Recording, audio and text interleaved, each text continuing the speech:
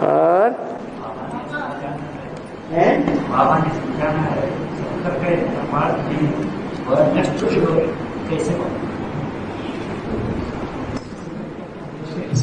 शंकर का इतना पार्ट नहीं फिर भी वो नेक्स्ट शिव कैसे? हाँ, 3 शक्तियां हैं मनुष्य के पास, बल्कि 4 है। तन बल, बल तन बल भी एक शक्ति है या नहीं? धन बल, फिर जैसे बड़े बड़े नेताएं हैं उनके पास जन बल, ये भी एक शक्ति है या नहीं है? फिर चौथी शक्ति सर्वोपरि है मनोबल, ये सबसे बड़ी शक्ति है या नहीं? तो शंकर मन रूपी बैल को कंट्रोल करता है, मन रूपी घोड़े को कंट्रोल करता है, या इंद्रियों से काम करता है? 10 इंद्रियां स्थूल हैं, 10 इंद्रियों के कार्य भी स्थूल में दिखाई पड़ते हैं, लेकिन मन स्थूल है या सूक्ष्म है? सूक्ष्म है। सूक्ष्म में ज्यादा ताकत होती है या स्थूल इंद्रियों में ज्यादा ताकत होती है?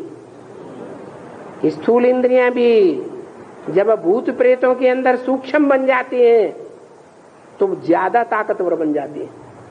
इससे साबित होता है कि स्थूल में उतनी ताकत नहीं है जितनी सूक्ष्म है, और मन 10 इंद्रियों को कंट्रोल करने वाला है।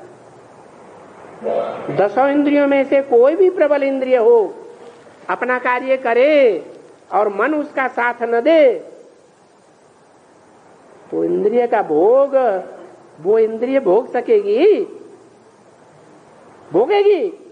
नहीं भोगेगी। तो मन प्रबल है, और शंकर इंद्रियों को ही कंट्रोल नहीं करता, 10 इंद्रियों से ऊपर है, जो 10 इंद्रियों का राजा है, इसे कहा जाता है मनरेव आत्मा। उस मन रूपी 11वीं इंद्रियों को भी कंट्रोल करता है, और 10 इंद्रियों से उतना कार्य नहीं करता।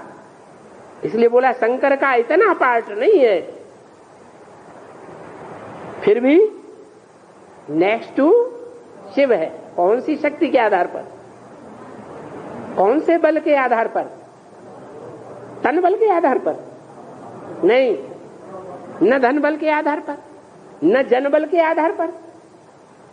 शंकर का तो नारा है, अकेला चलो रे, कोई तेरा साथ न दे। सन 76 में बाप प्रत्यक्ष हुआ तो कोई ब्राह्मण ने उसका साथ दिया क्या? दिया?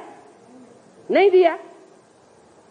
कोई तेरा साथ न दे तो तू अकेला चलो रे, एक शिव बाबा दूसरा न कोई। तो वो बल स्थूल बल नहीं है। कौन सा बल है? वाइब्रेशन का बल है। वाइब्रेशन मन से बिगाड़ा जाता है और मन से अच्छा किया जाता है।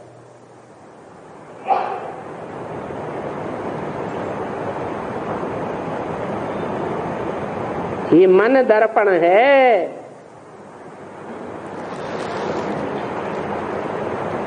तो बोला है शंकर क्या करता है? कुछ भी नहीं। उसमें भी जो कामेंद्रिय पूजी जाती है, जिसे पतित पावन कहा जाता है, संग के रंग से पतितों को पावन वाला बनाने वाला कहा गया है। वो भी कौन है? वो कार्य कौन सी शक्ति करती है? अरे भोग बली मनुष्य की शक्ति करती है या योग बल काम करता है? तो शिव बाबा वो काम करता है या शंकर काम करता है?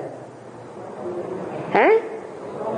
शिव बाबा काम कर। अगर शंकर काम करता होता लिंग इंद्रिय से तो शंकर लिंग कहा जाता। क्या शंकर लिंग कहा जाता है? क्या कहा जाता? शिवलिंग। तो पतितों को पावन बनाने वाला जो स्वरूप है वो शिवलिंग है,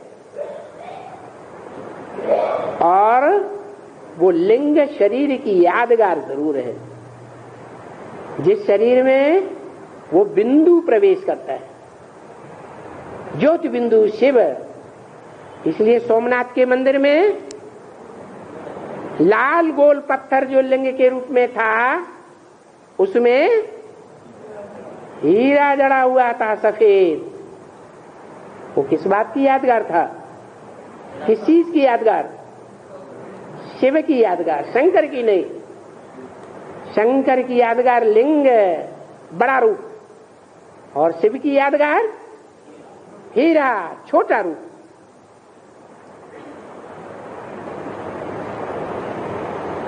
तो नेक्स्ट टू शिव है या नहीं है? हैं? है?